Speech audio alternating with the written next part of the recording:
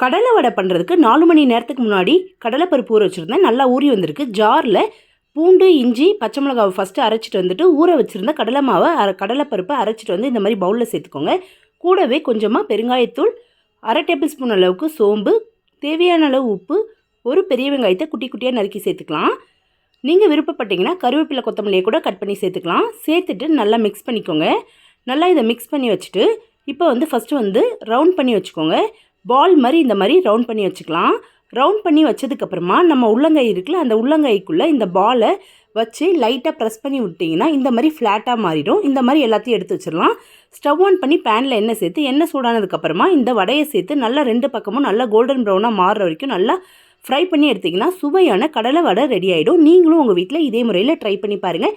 இந்த வீடியோ பிடிச்சிருந்தா நம்ம சேனலை லைக் பண்ணுங்கள், ஷேர் பண்ணுங்கள், சப்ஸ்கிரைப் பண்ணுங்கள். தேங்க்ஸ் ஃபார் வாட்சிங்.